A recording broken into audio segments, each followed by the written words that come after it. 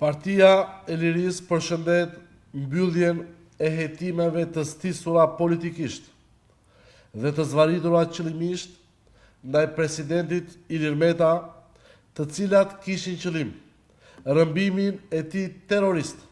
nga banda në pushtet me firmën e Altin Dumanit si preludi i vërtet i standardeve bieloruse zgjedhore të 11 majit, ku qëllimi i vetëm ishte paralizimi i drejtuesve të opozitës dhe terrorizimi i mbështetësve të saj. Partia e Lirisë, e bindur në pafajësinë e plot të presidentit Ilir Meta ndaj akuzave fars të shkruara nga Edi Rama dhe të firmosura nga Altin Dumani, do të nisë çmontimin e tyre publik në mënyrë periodike. Procesi gjyqësor do të provojë se jo vetëm nuk ka patur asnjë fakt penal apo shkelje ligji nga presidenti Ilir Meta, por se ka patur vetëm manipulime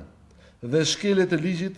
nga prokurorët që kanë hartuar fletë rufenë sorosiste kundër tij, bazuar mbi shkrime gazetash dhe dëshmitar shkelës të provuar të ligjit dhe gënjeshtar me pagesë nga narko-regjimi. Kjo do të jetë një betejë e fituar e presidentit Meta dhe e Partisë së Lirisë, dhe të gjitha mediat serioze do të shokohen me instrumentalizimin mizor që Edi Rama i ka bërë spakut në këtë rast, por që nuk është i vetmi. Ata që vonuan qëllimisht ekzekutimin e arrestimeve të antimafjas italiane për gati 3 muaj, duke i lënë të lirë krerët e organizatave kriminale, derisa të përmbysej vullneti i zgjedhësve në Durrës dhe në mbar vendin, dhe që i lajmëruan të kërkuarit të largoheshin, janë të provuar botërisht si shërbëtor të Edi Ramës për t'i garantuar një mandat tjetër të grabitur në shkëmbim të një mandati të përjetshëm për veten e tyre, në mënyrë që të çimentojnë narko-regjimin e vetëm në Europë në dëm të Shqipërisë dhe të interesit kombëtar. Kauzat e Partisë së Lirisë janë më të forta se asnjëherë, ndaj ne presim me padurim nisjen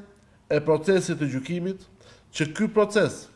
të vërtetojë edhe një herë botërisht se presidenti Ilir Meta në të gjithë jetën e tij publike ka qenë shembull i respektimit të ligjit dhe kushtetutës. Ne do të ballafaqohemi me të gjitha pseudo akuzat e formuluara nga Edi Rama dhe me Gonigali dhe të nënshkruara nga mercenarët e tij në SPAK. Ne do të ballafaqohemi me të gjithë dëshmitarët e prodhuar nga Edi Rama dhe që kanë patur probleme me drejtsinë dhe integritetin e tyre.